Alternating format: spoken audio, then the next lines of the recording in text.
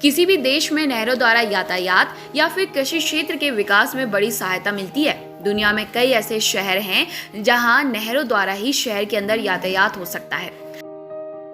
वैसे आमतौर पर नहर ज्यादा लंबे तो होते नहीं हैं, लेकिन आज हम आपको ऐसे नहर के बारे में बताने जा रहे हैं जो इतनी लंबी है कि उसे पार करने में ही जहाजों को औसतन 10 घंटे लग जाते हैं। इस नहर के बनने की कहानी भी बड़ी दिलचस्प है, जिसके बारे में जानकर आप भी हैरान रह जाएंगे। इस नहर का नाम है पनामा नहर, जो मध्य अमेरिका के पनामा में स्थित है। ये नहर प्रशांत महासागर और अटलांटिक महासागर को जोड़ती है। 82 किलोमीटर लंबी ये नहर अंतर्राष्ट्रीय व्यापार के प्रमुख जलमार्गों में से एक है, जहां से हर साल 15,000 से भी अधिक छोटे बड़े जहाज गुजरते हैं। हालांकि जब ये नहर बनी थी तब यहाँ से करीब 1000 जहाज गुजरा करते थे। आपको जानकर हैरानी होगी कि अमेरिका के पूर्वी और पश्चिमी तटों के बीच की दूरी इस नहर से होकर गुजरने पर करीब 12,875 किलोमीटर घट जाती है। नहीं तो जहाजों को लंबा चक्कर लगाना पड़ता, जिसमें करीब 2 हफ्ते लग जाते, लेकिन अब जहाज इस दूरी को 10 से 12 घंटे में ही पूरा कर लेते हैं।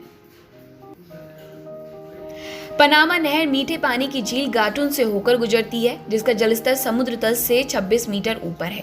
ऐसे में यहाँ जहाजों के प्रवेश के लिए 3 लॉक्स बनाए गए हैं, जिनमें जहाजों को पहले प्रवेश कराया जाता है और फिर पानी भरकर उन्हें ऊपर उठाया जाता है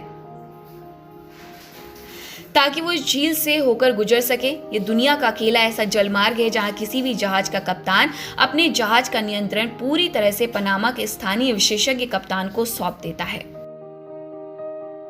वैसे तो पनामा नहर बनाने के बारे में 15वीं सदी में ही सोच लिया गया था, लेकिन शुरुआती दिक्कतों की वजह से ये नहीं बन पाई।